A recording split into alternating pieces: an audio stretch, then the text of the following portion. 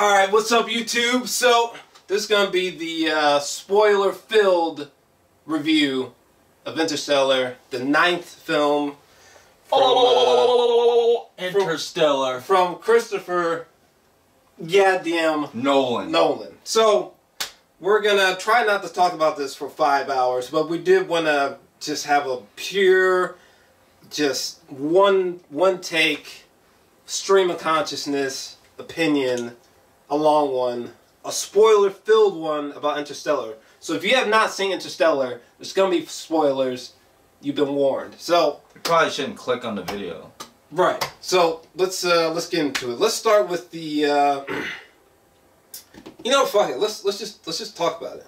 Let's just talk about it. What's the first thing that comes? First thing that comes to mind to me is fuck it.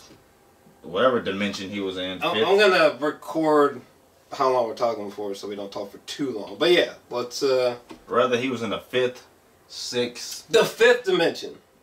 Dimension. Is that what they said? Was it the 5th? The 5th dimension. Okay. When Matthew McConaughey went to the 5th goddamn dimension. I literally had to cover my mouth, my jaw. I had to hold my jaw, you know, from hitting the floor. When he went to the, Jesus Christ! It's like when first. Oh man! Like first off, when he what happened? He was TARS got sent off, you know, into the black hole. And he was like talking to nobody because TARS couldn't even reply. Right, but like when he like unexpectedly to Anna Hathaway in the audience, he like lets himself go, Matthew McConaughey, into the black hole, and then fucking when you see like sparks and shit flying at him, and then I know where he ejects out of the ship, okay, while he's falling into a black hole, just and there's nothing. And I didn't know what was gonna happen. He's saying nothing. I literally felt fear for this man's life because I cared about Cooper.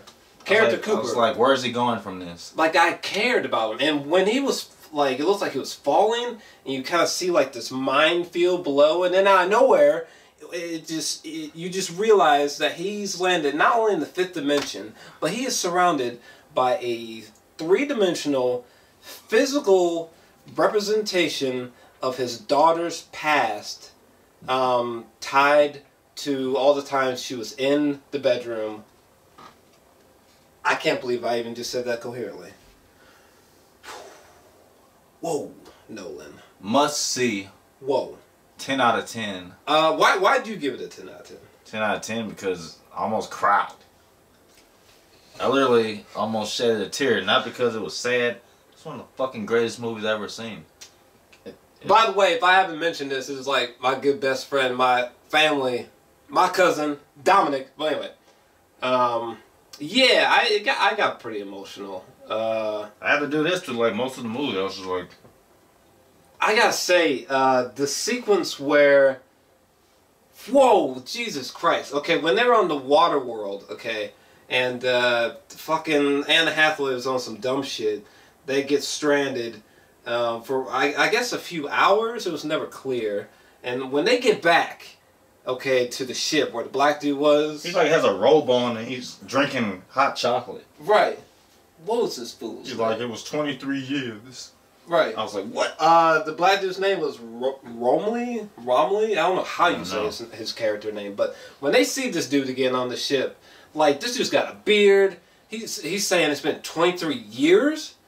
Because, like, I knew that time on Earth would have been affected, but I totally, for some reason, didn't think about his time was going to be affected.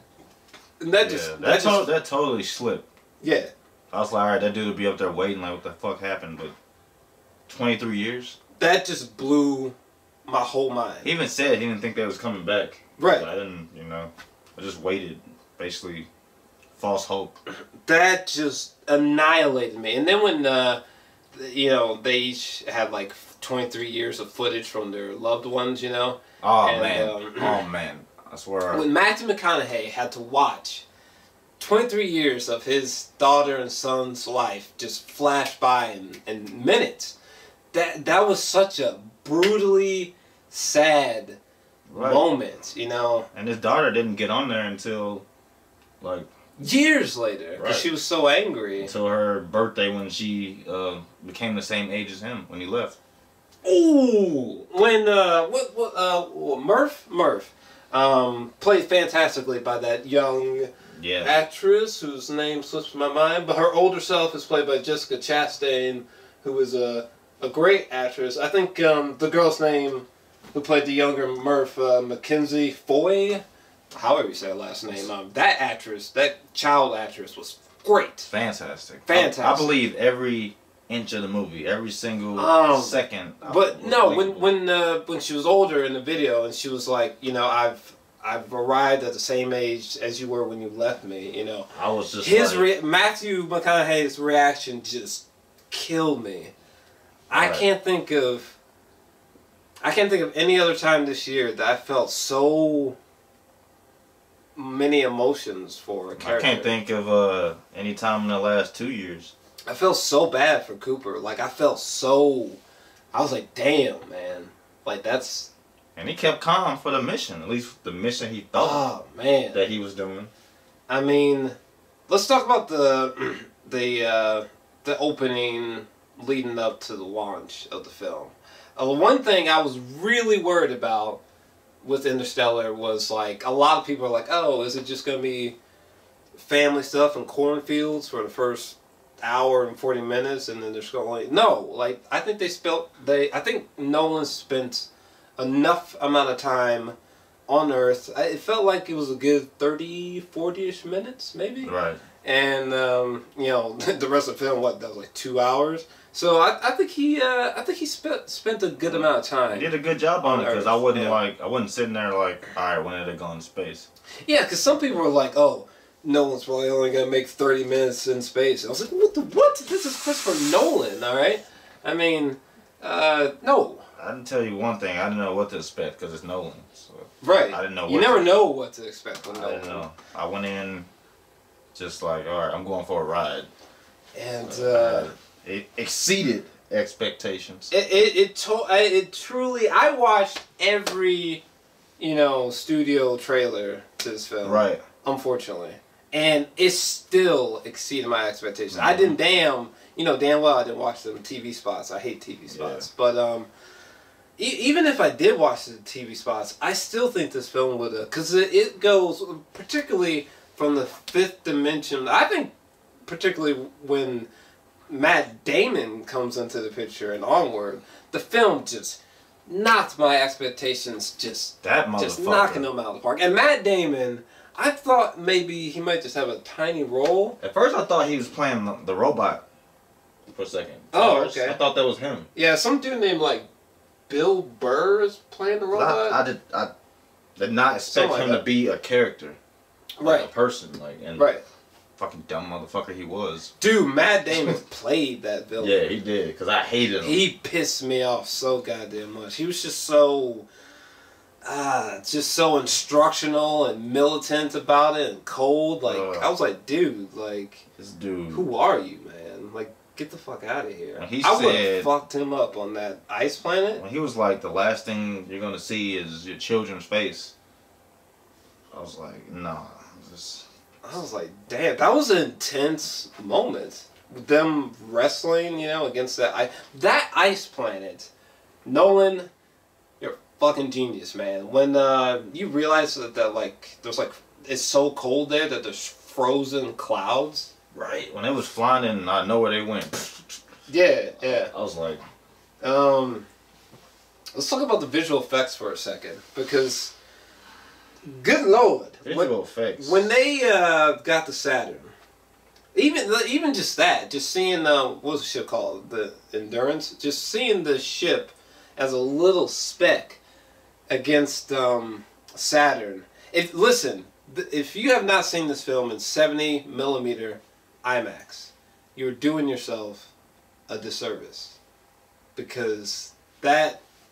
Not only that, I think that's safe to say my favorite.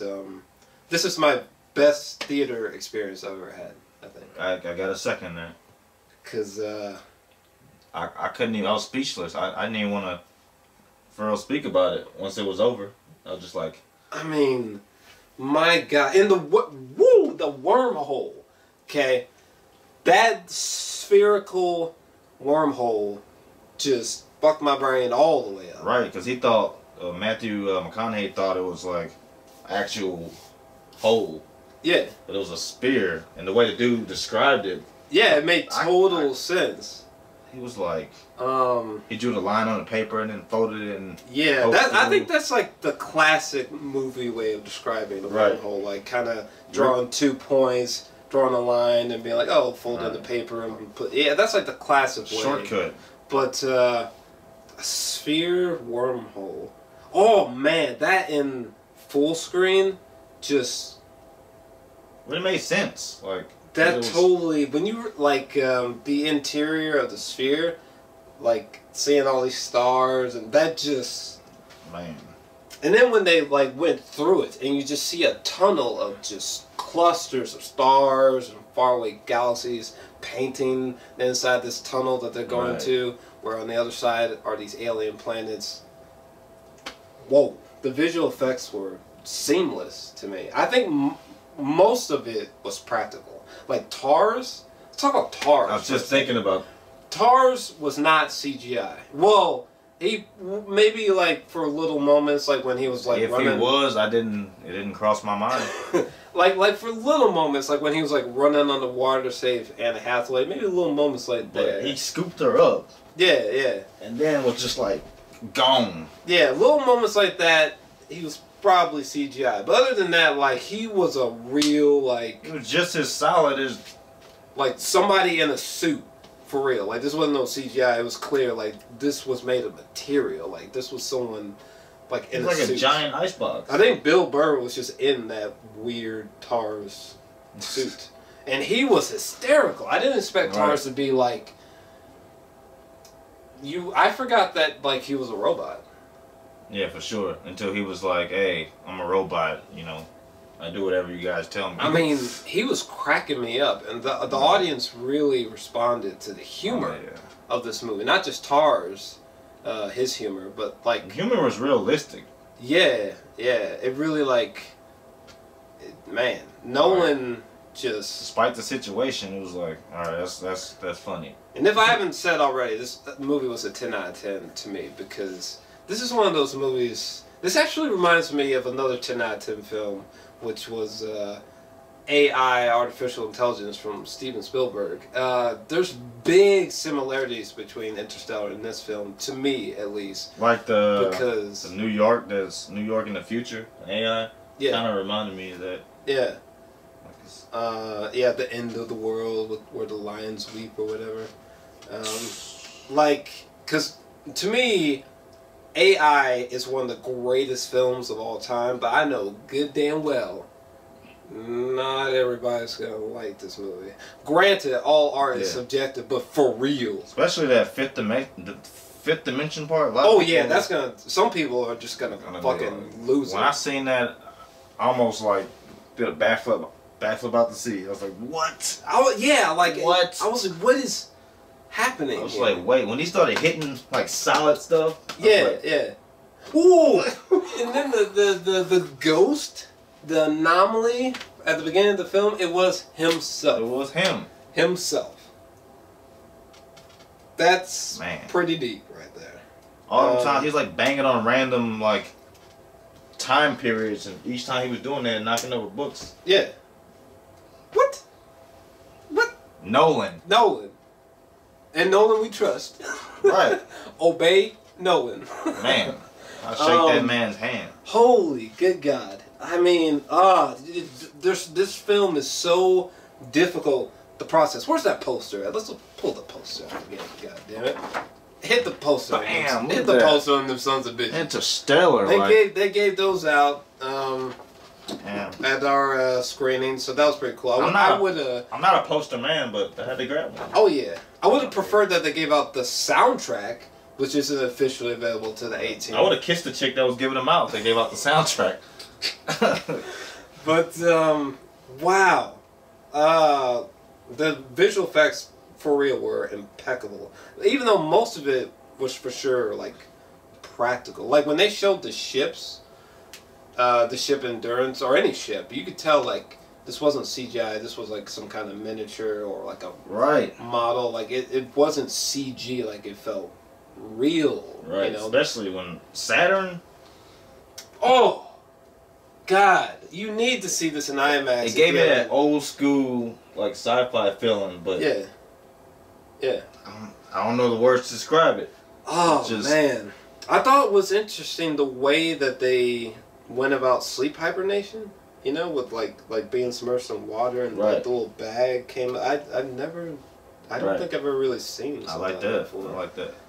Because Kip Thorne, if you haven't heard of Kip Thorne before, he's a physicist who worked very closely with them on the film, and apparently the black hole in this film is, you know, that's like based on real physics. So that's just the one that Matthew McConaughey fell into, and he went to the fifth dimension. Everything in this movie is not far-fetched at all, at least to me. No, I mean a lot of it's for sure theoretical, Jesus, but still, I mean, these are based on you know, real physics to some extent. I'm big on dimensional travel stuff, and astral projection. Yes, we're big lucid dreamers here. Yeah, so for that to just curveball in my face, right? I was just like, oh my God! What else? What else comes to mind here? So we talked about the visual effects, the acting. We could go a little bit deeper. McConaughey needs to get nominated again. Pat on the back. The scene along with him looking at the footage of 23 years was so powerful. Okay, he needs to be nominated again. Fuck it, for best actor. He ain't gonna win, but he needs to be nominated all over again. It's sad that I don't think he would win, because I mean, I hope he does. I think he deserves to win, but just from win 2 years in a row. From public perspective, I don't think he would. But for me, he deserves to win. Oh, absolutely. He was perfect. He was perfect in this role. The little kid, Mackenzie, who played the young Murph, she was great. Great. Casey Affleck, I mean, he's a good actor, but he didn't do anything out of the ordinary here. I thought Jessica Chastain, you know, she's never bad. Michael Caine, man's a fucking legend. You know, he never goes wrong. Michael, he did in this movie. Matt Damon did some nice work here. Oh yeah, because he was really repulsive as this dumb fuck, whatever his character name was. Man, this dumb motherfucker, whatever his dumbass. I kind of lost sight of like what the hell he was doing. I was getting kind of confused. What the fuck is this dude trying to do? Right. Whoever the hell Bill Irwin is who played Tars, he did a great job. Yeah. Clap to him. Did a great job. Tars was cracking people up. I'm telling you. Right. Cracking people up. And I can't believe there was a whole other robot. Remember the other robot, Case? Yeah. He was like, you know, Tars speaks enough for the both of us. Right. Blowing my mind. Apparently, oh yeah, Matt Damon's character was Dr. Man. Fuck Dr. Man. When Dr. Man died, I swear to God, I almost jumped out of my skin. I actually jumped. Jesus Christ. When that dumbass motherfucker was rapping. Because we knew it was going to happen, but I kind of like, he started talking. Yeah. About babbling. Some bullshit. You know, we got to save mankind, and then his shit exploded. My heart almost broke out of my chest. That was so loud in the IMAX theater. Which I really got harp on the IMAX experience. I mean, seeing this 6-story tall screen, however big it was huge. When the scenes that were shot in IMAX switched to full screen mode, it was just incredible. The beginning of the film where it's like Murph and what's his son's name? But it's Murph and her brother and Matthew McConaughey driving through that cornfield. That shit in full screen. Following that drone? Yeah. What the what the hell? That was interesting too. Like they hacked into it with their little. Right. I thought it was like the size of this tripod, but it was literally like bigger than this bed. Right. Tom. I think it was Tom. Yeah, Tom was the son. But whoa. Man. Whoa, Nolan.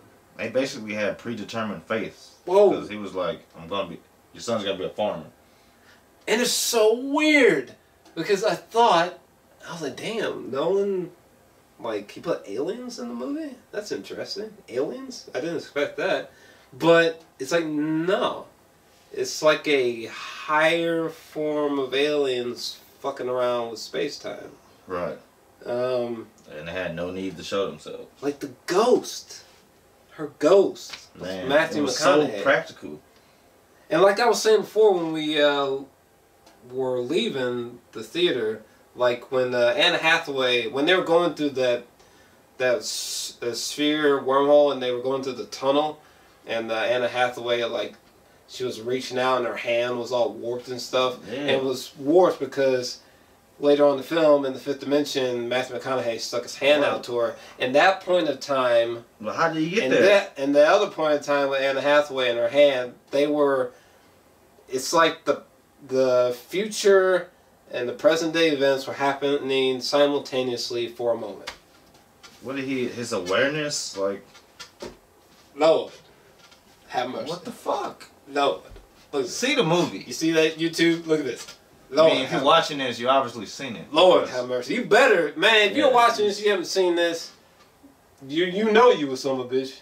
You know it. Yeah, you fucked up if you haven't seen it and you watched it. You know it, alright? Yeah. Whew. Wow. There's so much to process. Yeah. Wow. I think this might be his most... Yep. What do you think's more detailed? Inception or Interstellar. You think so? Yes. I mean, because I love Inception. Inception's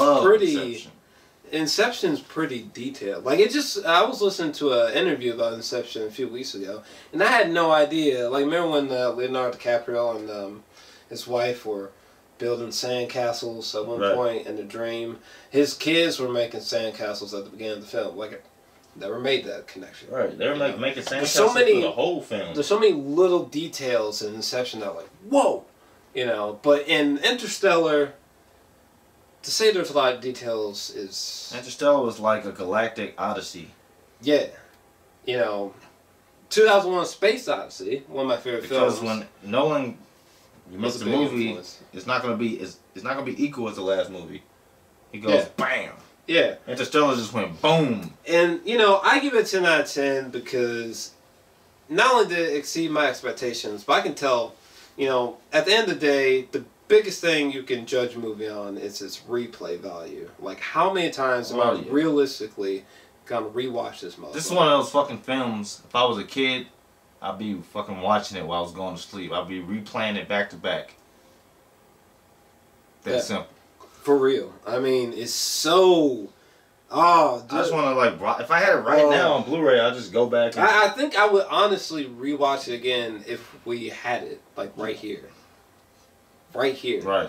It was that good. I mean, there's so many, like, for me, I love small moments in movies. Like when he's driving in a truck, he's pulling out over some blankets, and Murph is unexpectedly in the car, like she snuck into the car. And he looked kind of pissed, but he was like, he's like Murph. Oh man, let's talk about when Matthew McConaughey had to leave. You know, his final goodbye. That was horrible because that was the last time we saw her. Like, what was it?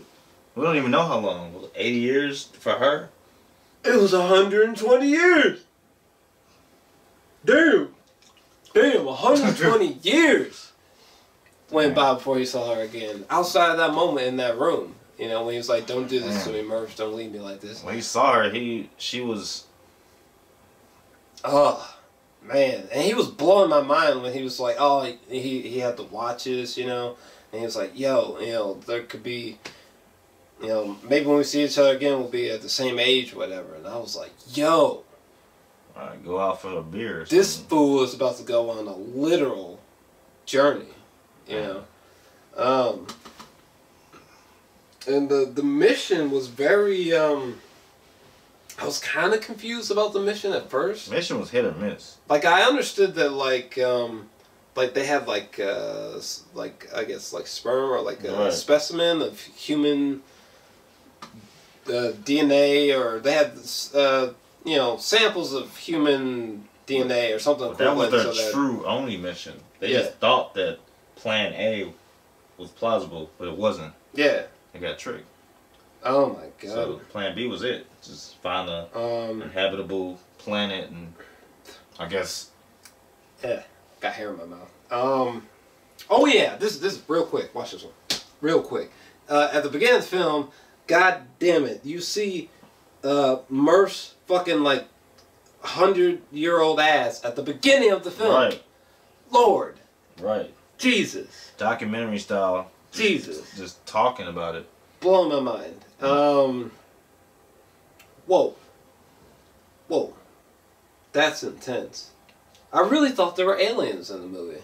But no, they were just a higher form of humans that have somehow gotten so evolved, these sons of bitches have made the fifth dimension and are reaching back into... What the... Man. This is one of those movies. This movie is like the album Kid A from Radiohead. That's my favorite album of all time. I love this album. But I know damn well it ain't for everybody. I have to say it would be for me, music wise, Jor-Els. I don't even know how to pronounce it. Oh, hold up. You got it right over there. Yep. Oh, there it is. Was it Valente or some shit like that? Or I don't even know how to pronounce it. Oh, Lord. My cousin, I listened to that. My cousin's talking about that. Talking about this. I don't know if this will focus. Like my #1 album at the moment still. It's not gonna focus, I don't think. Oh wait, it is focusing. That album. He's talking about this album from Jor-Els, by the way. That. He got Kid A. That's me right there. Yeah, yeah. Because like that album, Kid A from Radiohead. Right. These are albums that like, do a lot of people love them? Hell yeah. Are they for everyone? Fuck no. Because there's big, abstract, crazy ambitious ideas going on, and that's basically what Interstellar is. Interstellar has, when Matthew McConaughey said that Interstellar is going to be his most ambitious film he's ever made so far, I thought he was exaggerating just a little bit, but he was not. This fool, Christopher Nolan, it's like he just vomited out ideas, like for real, like he just went deep into this shit. I mean, my God. And just for the record, I might have spoke about this a little bit, but when Matt Damon and Matthew McConaughey, before they had that little tussle, and they were just walking to the terrain, right? Wow.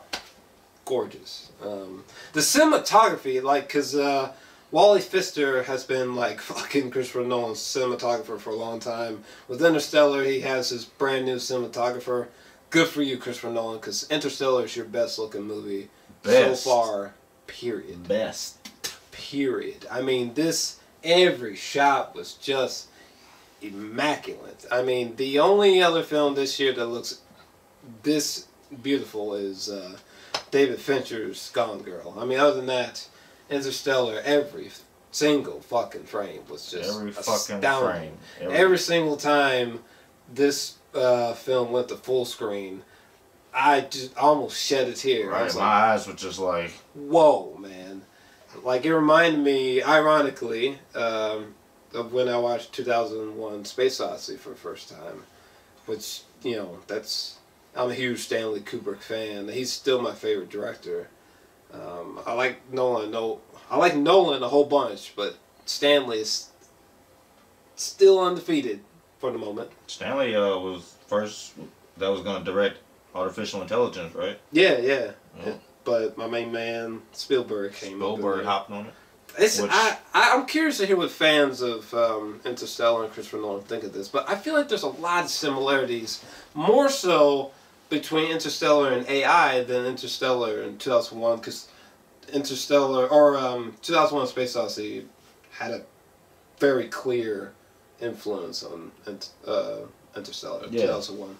But I feel like there's more similarities between Interstellar and AI, to me. Like, because they're both very similar in terms of, like, big, broad ideas and, like, scenes where it's like, this is going to divide people. Like, some people are either going to get it or they're just fucking, they're going to be like, nah. Right. Like the ending of this film. Let's talk about that. And that's a Nolan ending. Nolan ending right there. It's a pretty different kind of Nolan ending. You already know once you get there, what the fuck?